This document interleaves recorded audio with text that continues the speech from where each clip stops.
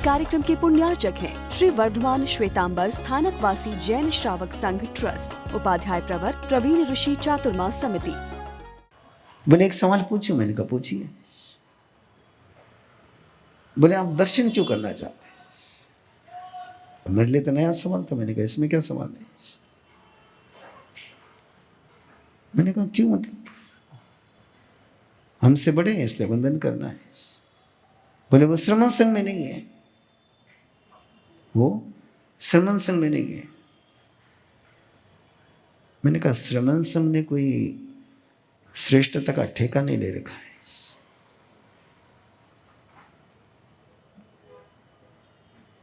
फिर अगला सवाल उन्होंने पूछा, बोले आप वंदना करोगे, उनके संत वंदना नहीं करेंगे। मैंने कहा उनका विषय, हम वंदना करने के लिए आ रहे हैं, वंदना लेने के लिए नहीं आ रहे। नहीं बोले और कोई तुम्हारा? मैंने कहा दूसरा कोई पर्पज नहीं भैया, दूसरा कोई पर्पज नहीं। और हम गए। कैसा चित्र बदलता है, कैसा चित्र बदलता है। अभी हम जोधपुर चतुर्मास करके आए और हमारा वही रहता है। आचार्य हीराचंद जी महाराज वहां पर थे, हम गए दर्शन के लिए। चित्र कैसे बदलता मैं बताता हूं आपको। उनके जो युवाचार्य श्री महेंद्र मुनि महाराज साहब थे, वो न केवल हमको लेने के लिए आए, रास्ते में वंदना करी उन्होंने। हीराचंद जी महाराज साहब पास पहुंचे तो छोटे सब संतों ने वंदना करी, लेकिन हम वंदना करने के लिए गए थे, वंदना लेने के लिए नहीं गए थे। कि रायनी से विनय पहुंच जी डहरा वीजे पर्याय जेठाई, नियत ने वटई सच्चवाई, नियत ने वटई सच्चवाई। बहुत गहरा शब्द है, बहुत गहरा है। कि जो तुम्हारे से पर्याय में ज्येष्ठ है, उनके सामने तुम नीचे रहो। वटई, और नीचे रहते समय सत्यवादी बन करके रहो। उसमें किसी भी प्रकार का कोई दूसरा, और साथ में अगला वाक्य तो इतना गजब का है, वो वायवा वक करे सपूजो। और उनके पास तुम बैठे हुए हो, उनके सानिध्य में आप हो, तो वो जो वाक्य बोले, वो जो निर्देश दे, वो जो सेंटेंस बोले, वैसा ही काम करना है। वक करे सुपूज्यो। यहां गुरु का विषय नहीं रहा, ये पूज्य बनने के सूत्र थे। और ये सूत्र थे अहंकार का विलय करने के, ये सूत्र थे अहंकार को तोड़ने के, ये सूत्र है अहंकार से मुक्ति के। सबसे खतरनाक कषाय कोई है,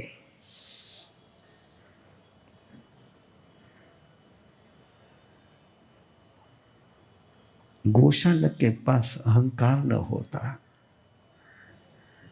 तो पहले गंधर गौशालक होते हैं।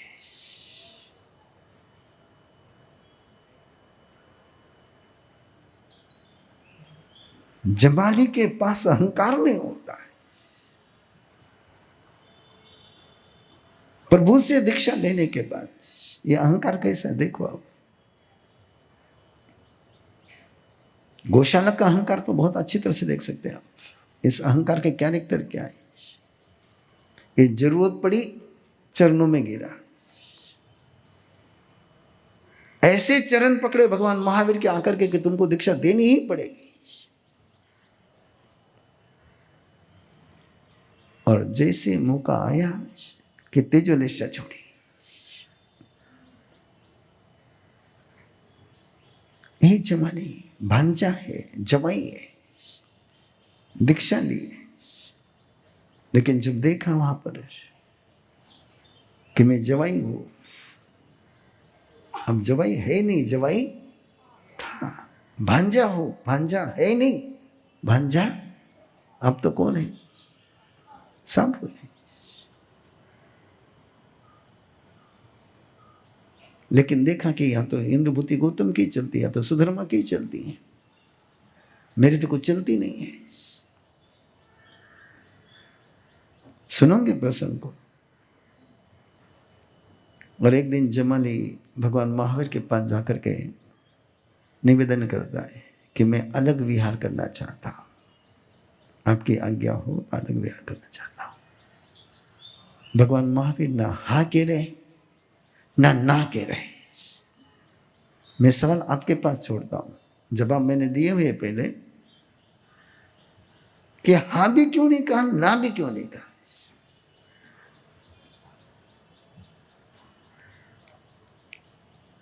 उसने दोबारा पूछा तो भी मौन, तीसरी बार पूछा तो भी मौन। यदि विनयी होता तो मौन का अर्थ लगाता कि जाने की सम्मति नहीं है। विनयी होता और विनयी होता तो परमात्मा के भी देते।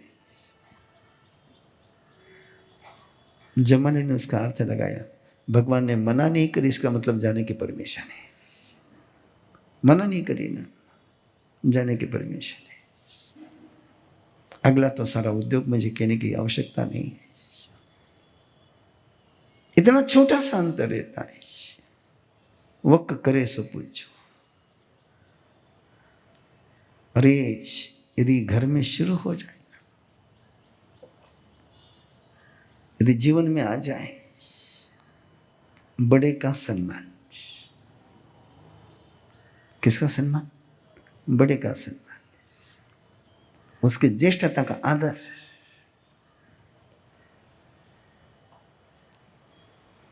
यदि बहू ने सास की ज्येष्ठता का आदर किया, खोपड़ी नहीं चलाई,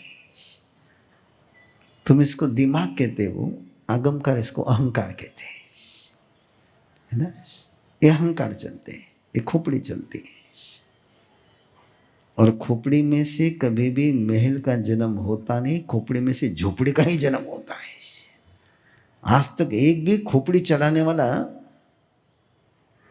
शिखर पर नहीं पहुंचा है। तो अहंकार को तोड़ने की साधना है। देखा हमने युवाचार्य मधुकर मुनि महाराज साहब को, देखा हमने वज्रराज जी महाराज, स्वामी जी महाराज साहब को। क्या उन लोगों का है? स्वामी जी बड़े थे, ज्येष्ठ थे, युवाचार्य तो उनके पास सीखे हुए थे। लेकिन परस्पर में जो सम्मान, आदर और मर्यादा का संबंध देखा, बड़ा अनूठा था। युवाचार्य उनको आराम से वंदन करते थे, सम्मान करते थे। और स्वामी जी महाराज साहब इतना ध्यान रखते थे कि युवाचार्य पधारे तो पट्टे पर नहीं बैठते, नीचे उतर जाते थे। एक उनके पद का सम्मान कर रहा है, एक उनकी पर्याय का सम्मान कर रहा है। तब जाकर के पूज्यता आती है। अहंकार टूट गया, श्रेष्ठता का जागरण हो गया। अहंकार बना रह गया, तुम्हारे अंदर की श्रेष्ठता वैसी दबी रह गई। तुम्हारे अंदर की श्रेष्ठता को छिपाने वाला कोई सत्य है, अंदर की भगवत्ता को छिपाने वाला कोई मंत्र है, तो वह अहंकार है। उन गुरुदेव की तरफ जब देखते हैं तो विनय की वो मिसाल है, बेमिसाल मिसाल है।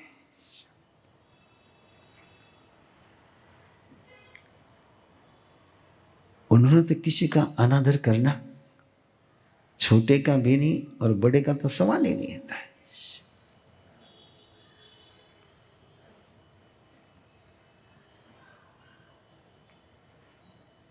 मैं रुका हूं इसलिए कि कई बातें हैं जो आपने बहुत बार सुनी है, लेकिन उसका सीक्रेट पकड़ा कि नहीं पकड़ा है। एक मौलवी सिखाने के लिए आ रहा है, और मौलवी से सीखने के लिए वो पट्टे से नीचे उतर करके आसन बिछा करके नीचे बैठते हैं, और 30-32 साल का मौलवी कहता है आप फकीर हो,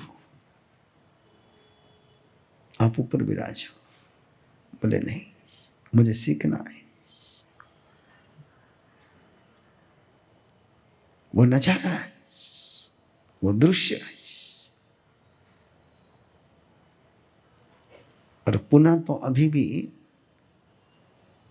20 तारीख से बाहर निकला ही नहीं है। लेकिन आप ध्यान में रखना, नमस्कार महामंत्र किसका है? अहंकार तोड़ने का मंत्र है।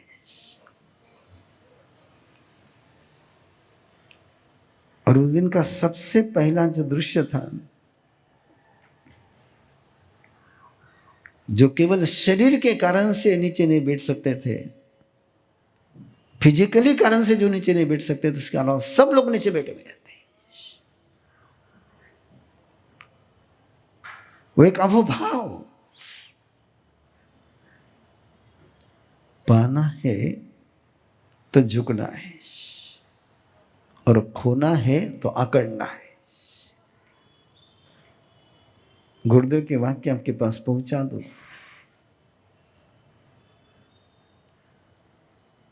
जिंदा है तो झुकेगा, जिंदा है तो झुकेगा, मुर्दा क्या झुकेगा, अकड़ उसकी खास पहचान है। मुर्दे की गर्दन झुक नहीं सकती, और ये उन्होंने जीवन में जिया है। मूलभूत बात है कि उन्होंने जीवन में जिया है। वो किस परंपरा का संत है, वो संग में है या नहीं, वो श्रमण संघ में है या नहीं, ऋषि संप्रदाय में है या नहीं, उन्होंने देखा ही नहीं था। वो ज्येष्ठ है, मैंने वंदना करनी है। वो श्रेष्ठ है, मैंने आदर करना है। उसके अंदर भगवत्ता है, मैंने आदर करना है। और जिस समय तुम दूसरों के अंदर की श्रेष्ठता देखते हो, तब तुम्हारे अंदर श्रेष्ठता का जागरण शुरू होता है। जब तक तुम्हारे दूसरे के अंदर तुमको घटियापन दिखता है, तब तक तुम्हारी बढ़िया बनने की तैयारी शुरू ही नहीं होती। दूसरे में श्रेष्ठता के दर्शन करोगे तो स्वयं के अंदर की श्रेष्ठता का जागरण सहज हो जाएगा। परात्म निंदा प्रशंसे च, उच्च गोत्र और नीच गोत्र, श्रेष्ठता और घटियापन, इसके 2 शब्द दिए आगमकार ने। जो स्वयं की प्रशंसा करता है, जो केवल स्वयं की ही अच्छाई का जिक्र करता है, जिसके मुंह से अपने कर्तृत्व की चर्चा होती है, उसके नीच गोत्र का बंध होता है। और जिसको दूसरे के अंदर की श्रेष्ठता दिखती है, जो दूसरों को अप्रिसिएशन देता है, उसके उच्च गोत्र का बंध होता है। और गोत्र का मीनिंग है, ध्यान में रखना, गोत्र ये कर्म, थोड़ा सा सीनियर लोगों के लिए बोल रहा हूं, जूनियर लोगों के लिए बाद में बोलता हूं, पहले सीनियर के लिए बोलता हूं। जो न्यू कमर से उनके लिए भी बात को क्लियर करूंगा, लेकिन पहले सीनियर के पास बात पहुंचा देता हूं।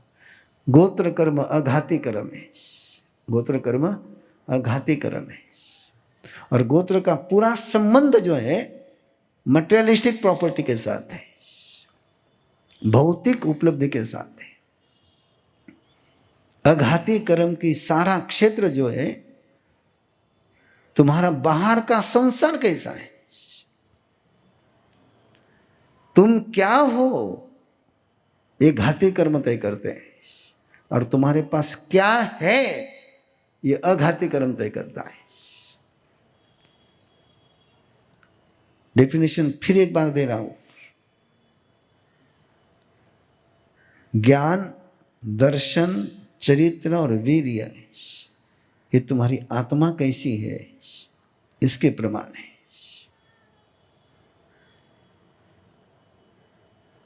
वेदनीय नाम, गोत्र और आयुष्य, ये तुम्हारे पास संसार का क्या है इसका निर्माण करते हैं। तो उच्च गोत्र और नीच गोत्र का मीनिंग है कि तुम्हारे शरीर के अंदर में जो इम्यूनिटी सिस्टम है, रोग प्रतिकार शक्ति, रक्षा तंत्र, तुम्हारा ब्रेन का, तुम्हारे बॉडी का, तुम्हारे डीएनए का, वो जिसके हाथ में है वो गोत्र कर्म है। वो यदि श्रेष्ठतम है, उच्च क्वालिटी का है, तो उच्च गोत्र है, और वो यदि कमजोर है तो नीचे गोत्र का है। और इसको चेंज किया जा सकता है, इसको चेंज किया जा सकता है। नीचे गोत्र को उच्च गोत्र में ले जाया जा सकता है, उच्च गोत्र को नीचे गोत्र में ले जाया जा सकता है। जहां शब्दों में बसे सिद्धत्व की अनुभूति और होता श्रुत ज्ञान का प्रकाश, वहां खिलता ब्रह्म रंध्र पर कमल और होता गूढ़ ज्ञान का विकास। उपाध्याय श्री प्रवीण ऋषि जी महाराज साहब के पावन सानिध्य में आत्म शुद्धि की पावन भावना से ओतप्रोत श्रीमद उत्तराध्ययन श्रुत देव आराधना मंगल बेला 2 से 22 अक्टूबर 2025, स्थान वर्धमान सांस्कृतिक केंद्र गंगाधाम शत्रुंजय रोड, पुणे। देखिए विशेष प्रसारण ऋषि प्रवीण YouTube चैनल पर प्रतिदिन प्रातः 7:30 बजे से। इस कार्यक्रम के पुण्यार्चक हैं श्री वर्धमान श्वेतांबर स्थानकवासी जैन श्रावक संघ ट्रस्ट, उपाध्याय प्रवर प्रवीण ऋषि चातुर्मास समिति, महावीर भवन, इंदौर।